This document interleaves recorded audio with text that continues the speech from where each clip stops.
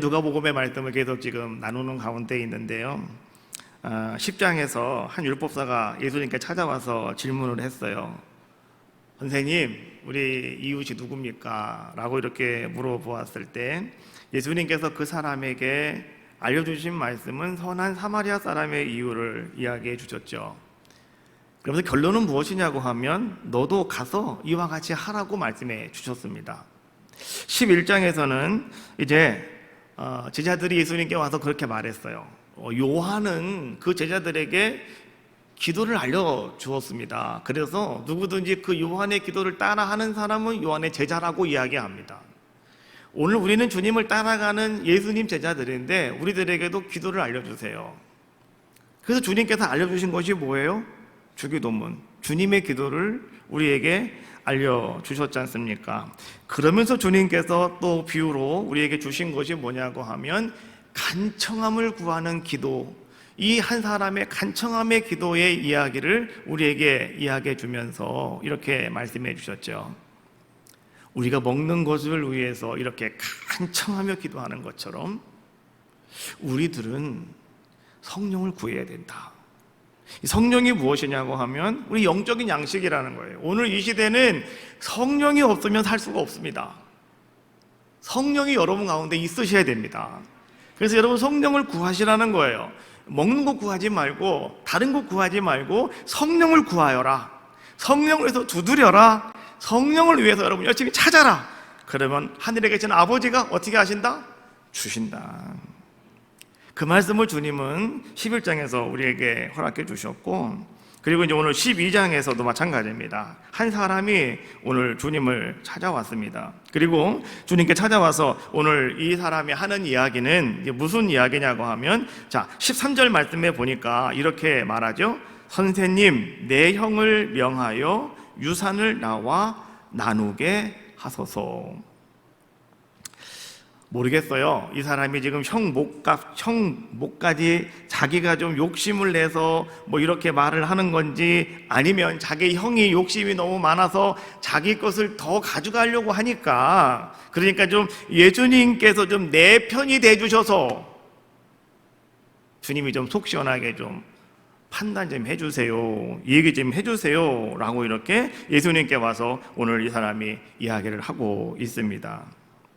그런데 주님께서는요, 그 사람의 이야기를 그냥 단호하게 주님은 거절해 버리고 마시죠.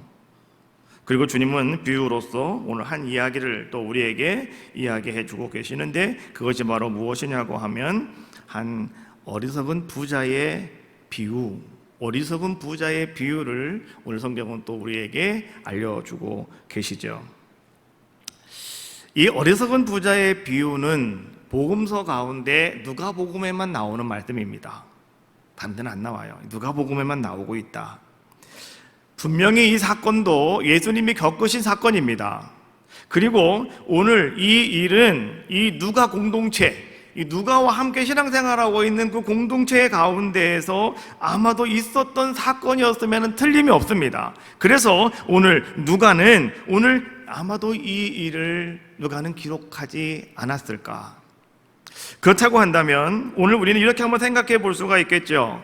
오늘 누가의 신앙 공동체 안에서 일어났던 일이라고 한다면 바로 그것은 오늘 우리의 신앙 공동체 안에서도 일어날 일이구나, 오늘 이 교회 안에서 되어지는 일이었구나 라고 하는 것을 우리는 생각해 볼 수 있다는 거죠.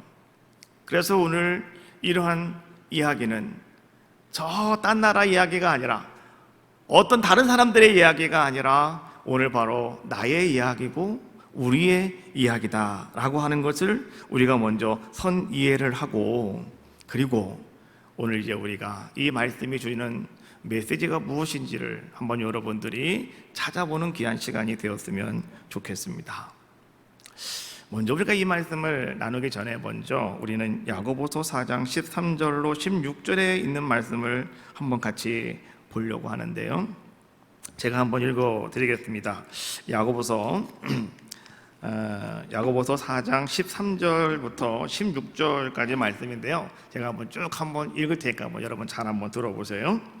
들으라, 너희 중에 말하기를 오늘이나 내일이나 우리가 어떤 도시에 가서 거기서 1년을 머물며 장사하여 이익을 보리라 하는 자들아, 내일 일을 너희가 알지 못하는도다. 너희 생명이 무엇이냐? 너희는 잠깐 보이다가 없어지는 안개니라. 너희가 도리어 말하기를 주의 뜻이면 우리가 살기도 하고 이것이나 저것을 하리라 할 것이거늘, 이제는 너희가 허탄한 자랑을 하니 그러한 자랑은 다 악한 것이라. 어느 장사꾼의 이야기를 오늘 이 야고보는 하나의 예로서 이야기를 해주고 있습니다. 이 장사꾼의 계획은 무엇이냐고 하면 누구나 다 할 수 있는 계획입니다. 모든 사람들이 가지고 있는 생각이다라고 하는 것이죠. 그것은 다른 것이 아니라 내가 어느 곳에 가서 1년 동안만 열심히 일을 해가지고 내가 많은 것을 거두어서 나는 정말 이제 평생 행복하게 살겠다. 이것이 이 장사하는 사람이 가지고 있는 생각이고 계획이었다라고 하는 겁니다. 자, 그런데 문제는 무엇이냐고 하면 이 사람이 가지고 있는 야고보가 지금 이 야고보가 이야기하는 것은 뭐냐고 하면 오늘 이 한 장사꾼은 좋은 계획을 가지고 있었지만 그러나 이 사람은 하나님이 도와주시지 않아도 내가 1년 동안만 나만 열심히 성실하게 내가 일할 수 있다면 아마 나는 큰 돈을 벌 것이다 라고 생각하는 사람이었다라고 하는 겁니다. 그런 착각 속에 살아가는 자의 모습이었다라고 하는 것을 야고보는 톡 집어서 이야기를 해주고 있는 거죠. 야고보는 뭐라고 이야기합니까? 내일을 모르는 인생이, 우린 내일을 모르잖아요. 그러니까 내일을 모르는 인생이 무슨 장래의 일을 계획할 수가 있느냐라고 이렇게 우리에게 물으시고 있는 거예요. 우린 내일도 몰라요. 그런데 어떻게 우리가 1년 동안 내가 이렇게 장사해서 내가 열심히 하면 내가 큰 돈을 벌 것이라고 그렇게 우리는 계획하며 그런 마음을 가지고 오늘 우리가 살아가고 있느냐라고 하는 것을 야고보는 우리에게 경고성으로서 얘기해 주고 있는 거죠. 오늘 이와 같은 이야기가 오늘 예수님께서 우리에게 비유로 주고 계시는 오늘 본문에 있는 말씀이다라고 하는 겁니다. 제가 오늘 본 말씀도 다시 한번 읽어드리겠습니다. 17절부터 한번 읽겠습니다. 심중에 생각하여 이르기를 내가 곡식을 쌓아둘 곳이 없으니 어찌할까 하고 또 이르되 내가 이렇게 하리라 내 곡간을 헐고 더 크게 짓고 내 모든 곡식과 물건을 거기 쌓아두리라. 또 내가 내 영혼에게 이르되 영혼아 여러 해 쓸 물건을 많이 쌓아두었으니 평안히 쉬고 먹고 마시고 즐거워하자 하리라 하되. 예수님께서 우리에게 이제 한 비유의 말씀을 해주고 계신 것인데요. 누구하고 보면 나오고 있는 말씀이라고 그랬는데 오늘 이 말씀을 근거로 해서 화가들이요 그림을 그렸습니다. 그걸 갖다가 우리가 성화라고 이렇게 이야기를 하죠. 그림에 대해서는 우리 이용훈 집사님이 설명을 해주셔야 되는데 오늘은 제가 설명을 하겠다 시간이 없으니까 제가 3개의 그림을 준비했습니다. 첫 번째는요 렘브란트라고 하는 이 화가가 그린 이 성화입니다. 이 렘브란트라고 하는 사람은 빛의 화가다 이렇게 이야기를 하더라고요. 빛의 조명에 따라서 이 그림에 이제 명각을 주면서 이게 포인트를 잡았다라고 하는 것이죠. 자, 그 사람은 정말 빛의 화가답게 조명을 중심으로 오늘 부자의 모습을 그렸는데 어떤 모습을 그렸냐고 하면 금화를 확인하는 모습. 이것을 오늘 본문의 말씀을 근거로 해서 이제 그림을 그린 겁니다.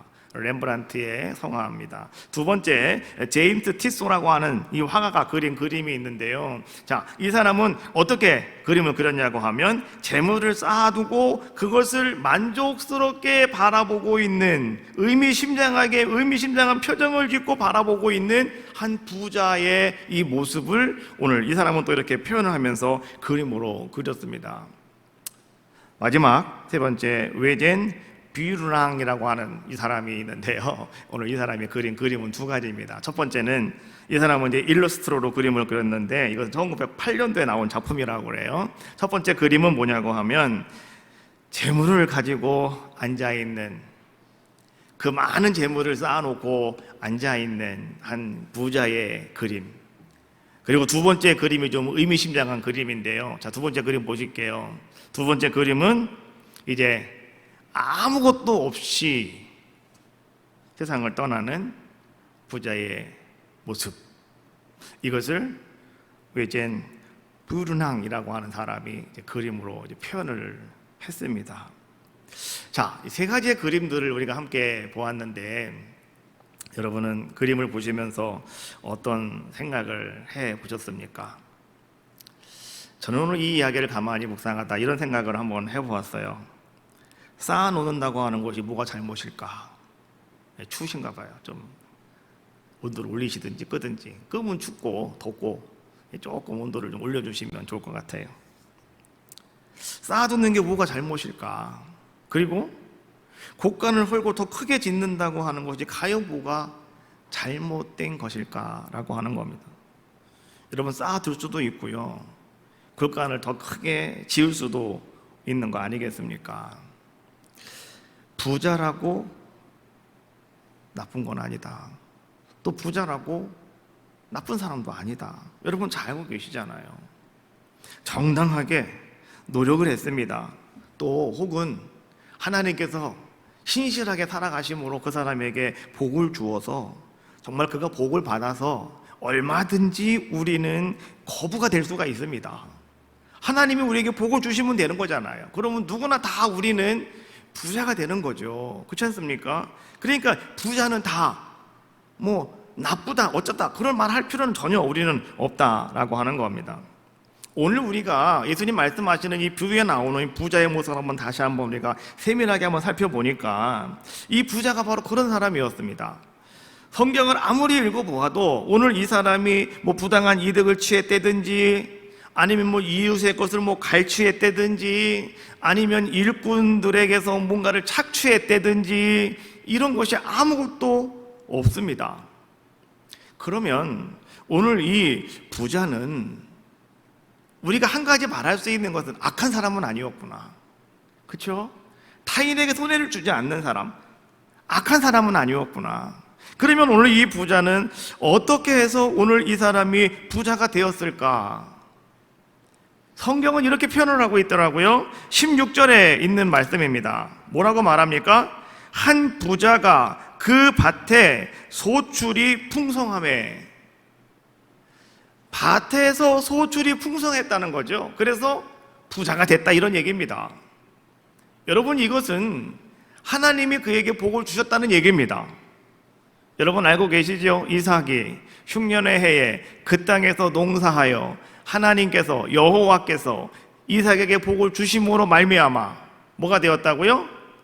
창대하고 왕성하여 마침내 거부가 되었더라.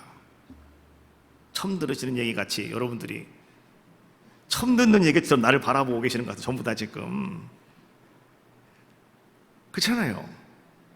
하나님께서 복을 주심으로 이삭이 거부가 된 것처럼 흉년의 땅이 흉년의 해였고 아무것도 거둘 수 없는 사람들은 다 이삭하고 있었지만 안 된다고 포기하고 다 갔지만은 그러나 이삭은 거기서 하나님 말씀 붙잡고 있었더니 하나님께서 복을 주시니까 거기서 100배의 열매를 맺게 되었더라. 결실을 맺게 되었더라. 그래서 그가 마침내 거부가 되었다라고 성경은 말씀해 주고 있지 않습니까? 마찬가지로 오늘 이 한 부자도 마찬가지였습니다. 밭에서 소출이 풍성했다라고 하는 것은 무엇이냐고 하면 하나님께서 많이 거둘 수 있도록 그에게 은혜를 베풀어 주셨다는 것이죠. 다른 말로 말하면 하나님이 그에게 복을 주셨다 이런 얘기입니다. 오늘 이 부자는 하나님께 복을 받은 사람이었다. 하나님과 함께 하나님을 믿는 사람이었다라고 하는 것을 오늘 성경은 우리에게 잠깐 이렇게 보여주고 있는 모습이 아니겠습니까? 우리 모든 사람들에게는 탐심이라고 하는 것이 다 누구에게나 있어요. 이 탐심이라고 하는 것은 뭐냐고 하면 더 가지려고 하는 욕구입니다. 그렇지 않습니까? 자, 그런데 여러분 더 가지려고 하는 욕구에서 나오는 게 뭐냐? 욕망이라고 하는 것이 나오는데 그 욕망이라고 하는 것은 뭐냐고 하면 채워도 만족하지 않는 게 욕망입니다. 욕망은요, 내가 암만 가져도 암만 채워도 만족이 없는 거예요. 계속해서 부족함을 느끼는 것, 이게 바로 욕망이다라고 하는 겁니다. 자, 그런데 예수님께서는 우리 모든 사람들이 가지고 있는 이 탐심, 욕망으로부터 시작되는 이 탐심을 우리는 어떻게 우리가 해야 될 것인가? 오늘 15절에 예수님은 그렇게 말씀해 주고 계시더라고요. 그들에게 이르시되 삼과 모든 탐심을 물리치라. 탐심이라고 하는 것은 여러분 어떻게 우리가 이것을 없앨 수가 있을까? 어떤 방법으로 이걸 우리에게서 빼낼 수가 있을까? 여러분이 암만 여러분들이 절제해도 안 되고 여러분들이 뭔가 마음을 결단을 해도 안 되는 거예요. 이건 어떻게 해야 되느냐? 예수님 말씀처럼 방법은 한 가지밖에 없어요. 그냥 물리치는 것밖에 방법이 없어요. 여러분들이 그 앞에서 그거를 탐심을 물리치셔야 됩니다. 그래서 예수님은 그렇게 말씀하시는 거예요. 삼가 모든 탐심을 물리치라. 오늘 우리 형에게서 좀 유산을 좀 잘 나누게 해주세요 라고 얘기할 때 예수님이 하신 말씀이 그 말씀이에요. 내 속에 있는 탐심 물리쳐라. 오늘 여러분들도요, 여러분 속에 어떤 탐심이 생기거들랑 그거 여러분 암만 여러분들이 어떤 방법 가지고 해도 안 됩니다. 방법은 한 가지밖에 없어요. 어떻게 하라고요? 물리쳐라. 한번 따라합시다. 물리치자. 물리쳐라. 그냥 여러분 딱 잘라버리시라는 거예요. 탐심이 생기거들랑 딱 끄집어 내버리시라는 거죠. 아니야, 이거 안 돼 하고 딱 그냥 물리쳐버리면 평안하게 사실 수가 있다는 거예요. 근데 그거에 그냥 여러분들이 옥매가 되어지면 그때부터 우리는 힘들고 어렵고 말이죠, 고통스러운 삶이 되어질 수밖에 없더라라고 하는 것이죠. 자, 그래서 오늘 주님께서는 아니 뭐 그렇게 쌓아놓을 수도 있고 곡간을 더 지을 수도 있는 것인데, 근데 왜 오늘 이것을 가지고 주님은 이 사람을 어리석은 사람이라고 얘기하고 계실까? 20절에 그렇게 말씀해 주고 있죠. 하나님은 이르시되 어리석은 자여 오늘 밤에 내 영혼을 더 찾으리니 그러면 내 예비한 것이 네 것이 되겠는가? 아까 제가 얘기했죠. 오늘 이 사람은, 부자는 악한 사람은 아니었다. 악함이라고 하는 것은 타인에게 저지르는 잘못입니다. 이것은 악함입니다. 그러나 어리석음이라고 하는 것은 자기 자신에게 가하는 뭔가 해로움이에요. 이게 어리석음입니다. 이 부자는 뭐 악한 사람은 아니었기 때문에 뭐 누군가에게 뭐 해를 끼쳤다든지 피해를 줬다든지 뭐 그런 건 아무것도 없습니다. 단지 오늘 이 사람은 어리석음으로 말미암아서 자기의 생명을 뺏기게 되었다. 이것이 오늘 예수님께서 우리에게 비유로 결론적으로 주시는 말씀이더라라고 하는 거죠. 그래서 어리석음은 다른 것이 아니라 자기 자신에게 가하는 해로움이 바로 어리석음이다라고 이렇게 우리가 말할 수가 있는 겁니다. 악과 선이라고 하는 것은 우리가 확연하게 바로 구분할 수가 있어요. 이 사람 악한 사람, 이 사람 선한 사람, 그분이 행하는 거 보면 금방 알 수가 있거든요. 그거는. 그런데 이 사람이 지혜로운 사람인지 이 사람이 어리석은 사람인지 이거는요 우리가 금방 쉽게 분별하기는 어렵더라라고 하는 겁니다. 얼마만큼 어렵냐고 하면 애매모호하게 어렵다 이런 얘기예요. 이 사람이 어리석은지 지혜로운지. 여러분 아침에 저 바닷가에 가서 해가 떠오를 때 빨갛게 해가 쫙 떠오르는 모습 우리는 볼 때마다 와 감탄사를 터뜨리면서 사진을 팡팡팡팡 찍어갖고 옵니다. 그렇죠? 또 서해안에 가서 말이죠, 이제 해가 져가지고 막 낙조가 떨어질 때 또 빨갛게 해가 떨어질 때 또 우리는 와 하고 사진을 또 팡팡팡 찍어갖고 옵니다. 근데 여러분 나중에 그 사진을 두 개를 딱 놓고 봤을 때 여러분 이게 일출이야 일몰이야 여러분 아시겠어요? 잘 몰라요. 이게 해가 뜨는 건지 해가 내려가는 건지 올라오는 건지 여러분들이 찍을 상황을 알면은 알겠지만은요 잘 몰라요. 죄송하지만 제가 그때 연초인가 연말인가 한번 사진을 여러분께 이제 카드 문자를 한번 보내야 되는데 사진을 뭐 마땅하게 찾다 보니까 막 귀찮더라고요. 그래가지고 그냥 제가 일몰 사진을 찍은 것 같다가 희망찬새가 떠올랐습니다. 사진을 딱 써가지고 한번 보낸 적이 있어요. 나도 모르겠더라고요. 그건지 애매모호한 거. 바로 그것이 어리석음과 지혜의 차이점이다라고 하는 것이죠.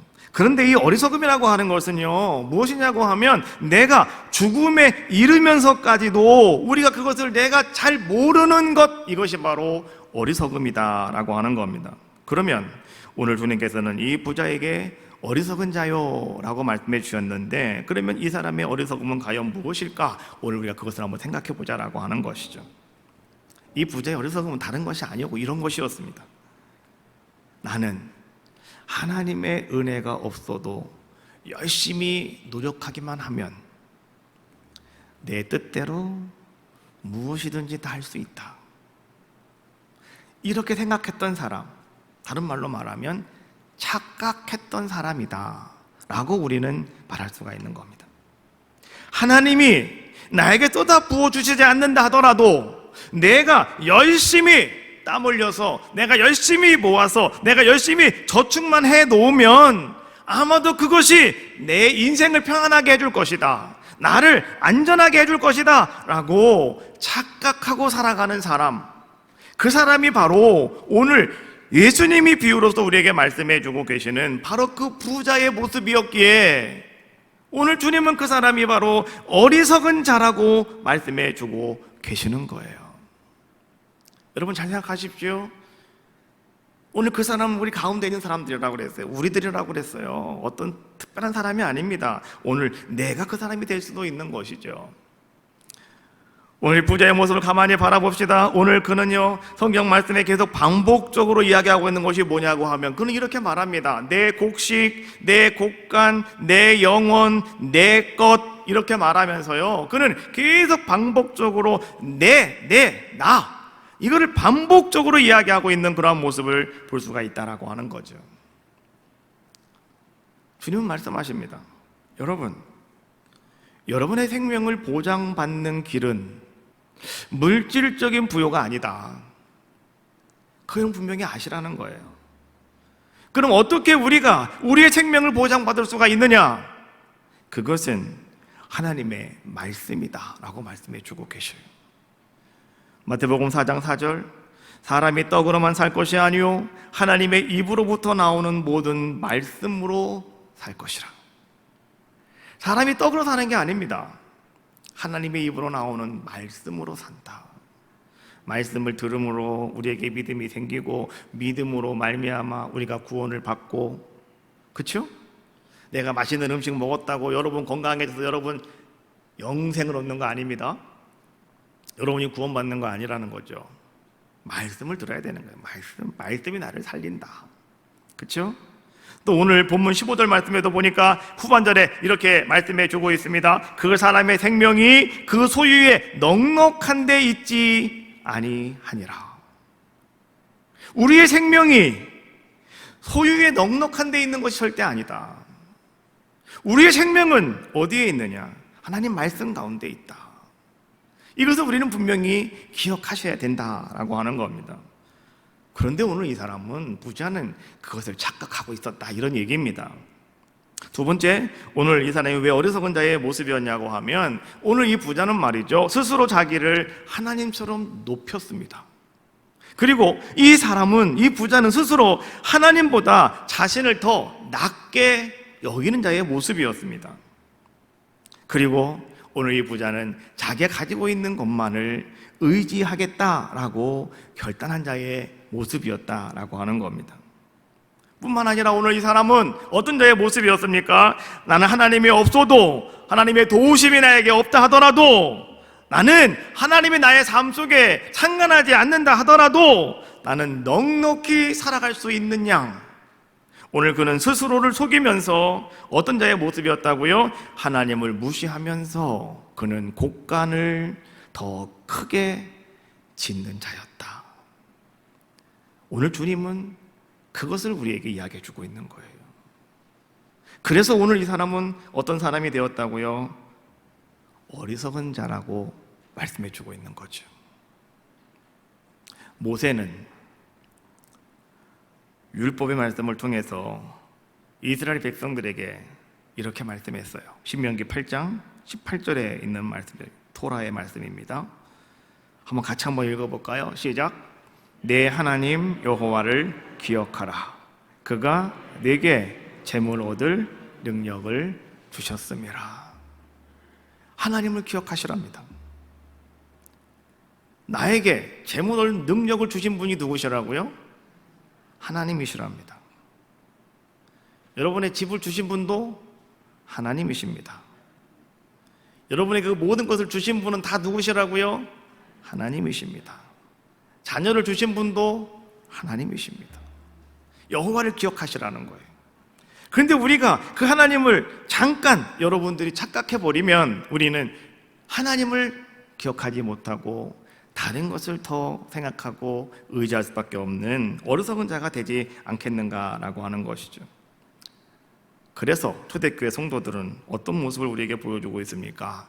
사도행전에 보니까 초대교회 성도들은요, 자기의 것을 자기라 하지 아니하고 자기 것이라 말하지 아니하고 서로 통용하였다라고 말씀해 주고 계시죠. 사도행전 2장 44절 말씀해 보니까 믿는 사람이 다 함께 있어 모든 물건을 서로 통용하고 또 재산과 소유를 팔아 각 사람의 필요를 따라 나누어 주며, 또 4장 34절 말씀해 보니까 그 중에 가난한 사람이 없으니 이는 밭과 집 있는 자는 팔아 그 판 것의 값을 가져다가 사도들의 발 앞에 두매 그들이 각 사람의 필요를 따라 나누어 줍니다. 초대교회 성도들은 그렇게 살았다는 겁니다. 초대교회 성도들은 그렇게 믿음 생활하고 신앙 생활을 했다라고 하는 것을 이야기해 주고 있는 겁니다. 그러면서 한 사람의 예를 우리에게 보여주고 있는데 바나바라고 하는 사람의 예를 들어주고 있죠. 4장 36절에 있는 말씀입니다. 구보로에서 난 레이족 사람이 있으니 이름은 요셉이라. 사도들이 일컬어 바나바라, 번역하면 위로의 아들이라 하니 그가 밭이 있음에 팔아 그 값을 가지고 사도들의 발 앞에 두니라. 초대교회 성도들은요, 정말로 어떤 삶을 살아간 자들의 모습이었냐고 하면 하나님만 붙잡고 살아가는 사람들의 모습이었다. 하나님을 기억하고 살아가는 사람들의 모습이었다. 오직 하나님만 신뢰하고 그들은 살아가는 아주 지혜로운 자들의 모습이었다라고 하는 것을 이야기해 주고 있는 거죠. 왜요? 성령이 그들 가운데 역사하니까, 성령이 그들과 함께하고 있으니까 그들은 그렇게 살아가는 자들의 모습이었다라고 하는 겁니다. 20절에서 다시 한번 보면은, 자, 이 부자를 가리켜서 어리석은 자다라고 이렇게 이야기해 주고 있는데요. 자, 뭐라고 말해 주고 있냐고 하면 오늘 이렇게 말하고 있습니다. 자, 어리석은 자여, 오늘 밤에 내 영혼을 도로 찾으리니 그러면 내 준비한 것이 누구의 것이 되겠는가? 오늘 이 부자는 말이죠, 왜 그가 혼자 좋아하고 기뻐했냐고 하면 그는 이렇게 말합니다. 아, 나는 이제 여러 해 쓸 물건을 많이 쌓아놓았다. 29절에 있는 말씀이죠. 자, 그러면 오늘 이 사람이 말하고 있는 여러 해라고 하는 것은 과연 몇 년을 이야기하고 있는 것일까요? 10년일까요? 한 50년일까요? 한 100년일까요? 모세는 이렇게 말하죠. 우리의 인생이 70이요 강건하면 80이다. 뭐 우리의 인생이라고 하면 70, 80이다 라고 이렇게 이야기하잖아요. 그런데 야곱은 바로 앞에 섰을 때 바로가 묻죠. 내 나이가 얼마냐 라고 물었을 때 야곱이 그렇게 말해요. 내 나이 130이로되 내가 험악한 내 인생을 살아왔나이다. 그러니까 130세를 살았다라고 이렇게 이야기합니다. 그러면 우리가 여러 해 동안이라고 하는 것은 얼마만큼일까요? 뭐 모세가 말하는 80년, 아니면 야곱이 말하는 130년, 여러분 뭐 이런 것들을 이야기하고 있는 거 아니겠습니까? 그런데요, 놀라운 사실은 무엇이냐고 하면 그 많은 시간, 우리가 살아가고 있는 시간이 야고보가 말했을 때는 잠시와 안개와 같은 잠깐뿐인 우리의 인생이라고 그랬는데요. 자, 근데 이 부자는 무엇이 과연 문제였냐고 하면, 자, 예수님은 이렇게 정리를 해주고 있습니다. 21절에 있는 말씀이죠. 자기를 위하여 재물을 쌓아두고 하나님께 대하여 부요치 못한 자라고 말씀해주고 있어요. 단지 몇 년 동안 몇 해를 이게 우리가 볼 때는 단지 몇 년입니다. 그게 그렇지 않습니까? 근데 그것을 쌓아놓고 그는 너무너무 좋아했다라고 하는 겁니다. 그러면서 오늘 이 사람의 문제점이 무엇이었냐고 하면 영원히 하나님 나라에서 살 수 있는, 영원히 살 수 있는 그곳에서 하나님 나라를 위한 아름다운 재물은 오늘 이 부자는 한 푼도 쌓아놓지 않았다라고 정의를 하고 있는 거예요. 그래서 오늘 이 사람은 어리석은 자다라고 말씀해 주고 있는 거예요. 오늘 이 시점에서 우리는 우리의 삶을 한번 여러분들은 돌아보셔야 됩니다. 여러분이 지금까지 얼마만큼 살아오셨든 여러분의 살아온 인생을 한번 여러분 돌아보십시오.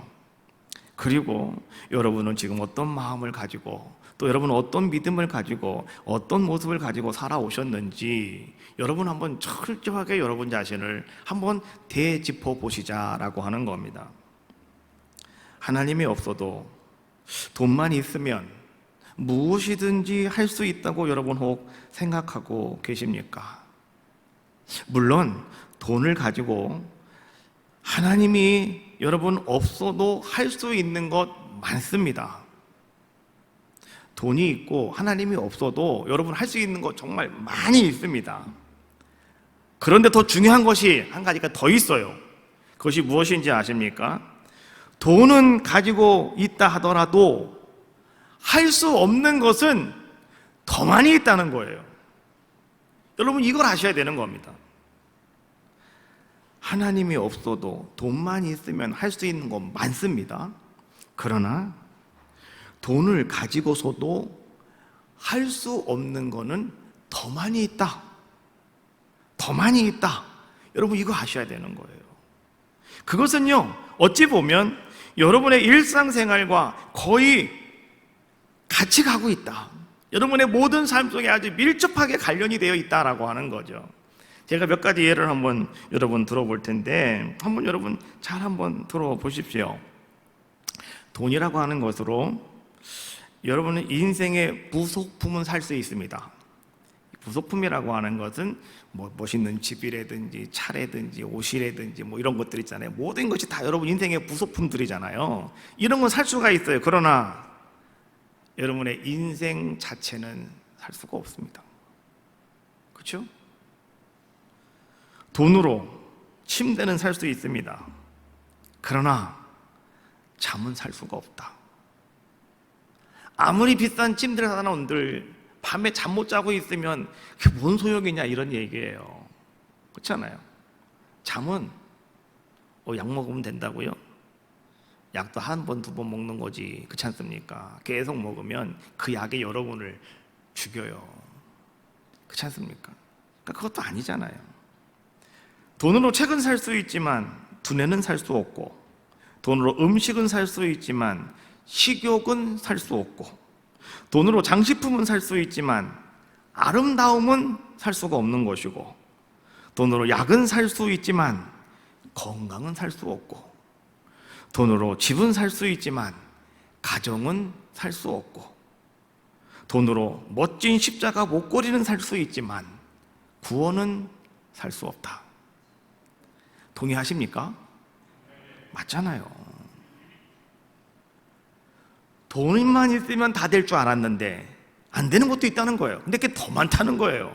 우리 삶과 밀접한 것이 더 많이 있더라. 그래서 예수님은 요한복음 15장 5절에 이렇게 말씀하시죠. 나는 포도나무에 너희는 가지니 저가 내 안에 내가 저 안에 있으면 이 사람은 과실을 많이 맺나니 나를 떠나서는 너희가 아무것도 할 수 없음이라. 하나님으로 말미암아 우리가 할 수 있는 것이지, 하나님이 없이는 아무것도 할 수 없고 하나님이 없이는 아무것도 될 수 없다. 결론적으로 말씀해 주고 있는 거예요. 여러분 이 말씀을 기억하셔야 되는 겁니다. 하나님이 없으면 아무것도 못합니다. 결국은 하나님이 없으면 아무것도 안 됩니다. 그래서 우리는 어떤 자들의 모습이 되어야 되겠느냐? 하나님만 있으셔야 됩니다.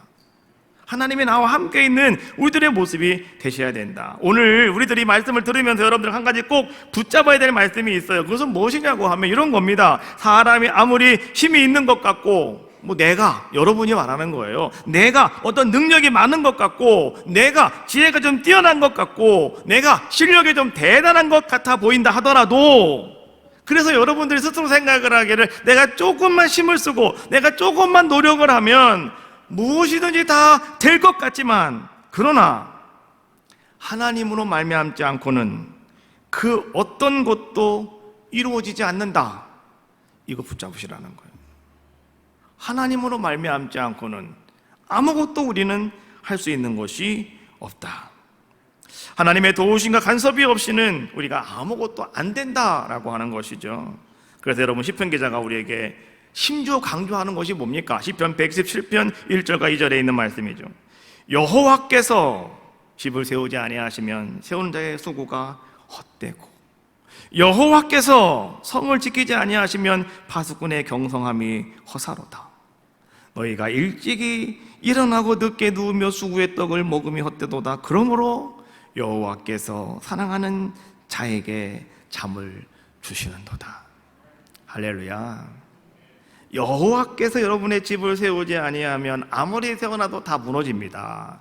여호와께서 여러분의 여러분들이 거하는 여러분의 사업장이라든 여러분들의 모든 것을 다 말할 수가 있겠죠. 이거 여호와께서 지켜주시지 아니하면 여러분이 아무리 지키려고 애쓰고 해도 다 허사가 될 수밖에 없다, 이런 얘기입니다.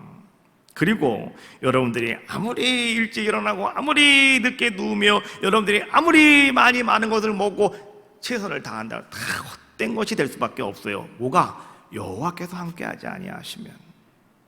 그런데 여호와께서 함께하시는 그 사람에게는 하나님이 어떻게 하신다고요? 잠을 주신다. 많은 분들이 이 말씀을 해석을 잘못하시는 것 같아요. 그래도 귀에 오셔서 그냥 꾸벅꾸벅 좋으시는 분이 계셔요. 하나님 나를 사랑하십니다. 아멘. 그거 아닙니다. 그렇죠? 사랑하는 자에게 잠을 주시는 건 다른 게 아니고 여러분들의 마음을 편안하게 해주신다는 거예요. 여러분들의 삶 속에 형통함을 주셔서 근심 걱정이 없게 만들어 주신다는 거예요. 근심 걱정이 있으면 여러분 밤에 잠 못 잡니다. 그렇잖아요. 아무리 좋은 침대에도 잠도 안 와요. 근데 근심 걱정이 없으면 그냥 누우면 그냥 자는 거예요. 하나님께 제일 사랑 많이 받는 사람은 누군지 아시죠? 밤에 들어가서 거기에 닿자마자 주무시는 분, 가장 하나님 축복하시는 사람이에요. 할렐루야. 밤에 잠이 안 오시는 분은요, 그렇게 기도하세요. 하나님 나 좀 사랑해 달라고, 하나님 나 좀 사랑해 주시래요. 기도 많이 하세요. 그렇다고 또 하나님 나를 사랑하지 않는가 보다 고민하지 마시고, 예? 그냥 재밌으라고 하나님, 또 어떤 분도 그 얘기 듣고 또 심각하게 또 나 하나님 사랑하지 않는다네, 어쩌면 좋을까, 그렇게 하지 마시고. 하여튼 하나님 사랑과 은혜 가운데 우리는 그렇게 살아가셔야 되는 거죠. 여호와께서 행하신다라고 하는 겁니다. 스가랴 4장 6절 말씀해 보니까 그가 내게 이르러 가로되 여호와께서 스룹바벨에게 하신 말씀이 이러하니라. 만군의 여호와께서 말씀하시되 이는 힘으로 되지 아니하며 능으로 되지 아니하고 오직 나의 영으로 되느니라. 하나님의 능력으로 된다. 우리 그 분명히 알자라고 하는 겁니다. 자, 그런데 오늘 예수님께서 오늘 이 어리석은 부자의 어리석은 바로 그런 것이라고 그랬는데요. 자, 근데 이 어리석은 부자의 이야기를 하시기 전에 오늘 주님은 의미심장하게 우리에게 던져주시는 말씀이 한 가지가 더 있어요. 이것이 어디냐고 하면 여러분 12장 10절에 있는 말씀입니다.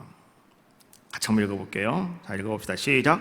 누구든지 말로 인자를 거역하면 사하심을 받으려니와 성령을 모독하는 자는 사하심을 받지 못하리라. 상당히 의미심장한 이야기죠. 절대로 용서받지 못한다, 뭐 이런 얘기예요. 누가?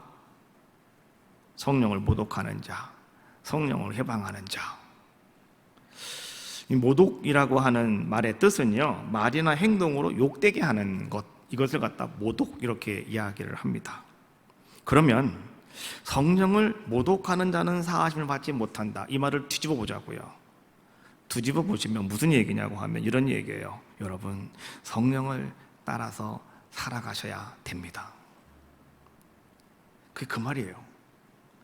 무슨 일이 있어도 여러분들은 성령을 따라 살아가셔야 됩니다, 이런 얘기예요. 사하심을 받지 못한다, 이거 생각하지 마시고 뒤집으세요. 그냥 우리는 무조건 성령을 따라 살아가야 된다, 이것이 우리가 가져야 될 귀한 모습이다.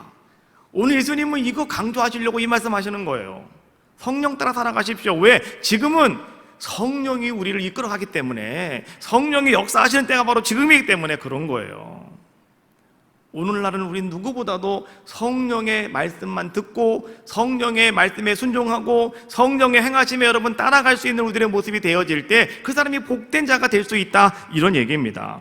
디모데후서 1장 14절에 바울은 말합니다. 우리 안에 거하실 성령으로 말미암아 네게 부탁한 아름다운 것을 지켜라. 우리 안에 거하시는 성령으로 말미암아 네게 부탁한 아름다운 그것, 그것을 여러분 지켜라. 다시 말하면 그 말씀 따라가셔라, 그대로 행하여라 라고 하는 것을 말씀해 주고 계시는 거 아니겠습니까? 지금도 우리 안에 역사하시는 성령, 그 성령의 말씀하시면 여러분 귀를 기울이셔야 된다라고 하는 거예요. 그리고 지금도 주시는 감동이 있으면 그 감동을 따라서 여러분 믿음의 삶을 살아가시는 것, 이것이 바로 아름다운 우리의 삶이고 아름다운 우리의 인생이 되어지는 것이고 아름다운 신앙생활이 될 수 있다라고 하는 겁니다. 성령을 따라 살아가면 갈라디아서 5장 22절에 이렇게 말씀해 주고 있죠. 성령의 9가지 열매가 맺힌다. 그것은 뭐라고 말씀해 주고 있습니까? 사랑과 신학과 화평과 오래 참음과 자비와 양성과 충성과 온유와 절제. 이 9가지 열매가 우리에게 주렁주렁 맺혀지게 되더라라고 하는 거예요. 성령의 열매는 철저하게 원칙이 있습니다. 성령을 따라갈 때 맺힙니다. 성령과 함께 하실 때 성령의 열매가 우리에게 맺혀진다. 여러분이 주님이 부르셨을 때, 주님 앞에 섰을 때 주님은 이제 여러분들에게 무엇을 바라보는지 아십니까? 여러분 얼굴 안 보셔요. 성령의 열매가 얼마큼 있는가를 보십니다. 사랑의 열매가 있느냐, 온유의 열매가 있느냐, 절제 열매가 있느냐, 화평의 열매가 있느냐, 충성의 열매가 있느냐, 이런 거 여러분 보신다는 거예요, 주님은. 그리고 열매가 주어졌을 때 잘하였도다 착하고 충성된 나의 종이요 라고 말씀하시는 거예요. 갈라디아서 6장 8절에 이렇게 말씀해 주고 있어요. 자기의 육체를 위하여 심는 자는 육체로부터 썩어질 것을 거두고 성령을 위하여 심는 자는 성령으로부터 영생을 거두리라. 우리 이 말씀 기억하셔야 됩니다. 그리고 여러분, 오늘 예수님께서 한 어리석은 부자의 비유를 우리에게 왜 오늘 누가는 여기에 딱 갖다가 말씀을 집어넣어서 우리에게 이 말씀을 지금 우리에게 전해주고 있는 것일까? 저는 말씀을 묵상하다가 그렇구나. 오늘 이 시대에 여러분에게 주님은 이걸 원하고 계시는 것 같아요. 성령의 충만함을 구하셨습니까? 그러면 성령을 따라 살아가십시오. 그렇게 사시라는 거예요. 성령을 따라 살아가지 않으면 어리석은 부자와 같은 사람이 된다는 거예요. 내가 그 안에 있었는데 하나님보다는 나 자신을 더 의지하는 자가 되어져 버리면 하나님이 그 사람에게 말한대요. 오늘 밤에 내가 네 영혼 데려가면 어쩔 건데 라고 말씀하신다는 거 아니겠습니까? 그러므로 오늘 우리는 보다 더 귀하고 아름다운 삶을 살아가셔야 된다. 그것은 다른 것이 아니다. 성령 따라 살아가셔라. 성령님과 함께 살아가는 여러분들의 모습이 되시라고 오늘 누가는 우리에게 귀한 말씀을 전해주고 계시는 줄로 믿습니다. 물질을 붙잡고 따라가는 어리석은 자가 되지 말고 성령의 인도하심과 감동하심에 따라서 여러분 그 앞을 살아가시는 지혜로운 자가 다 되어주시기를 주님의 이름으로 축복합니다. 기도하겠습니다. 주님 것을 내 것이라고.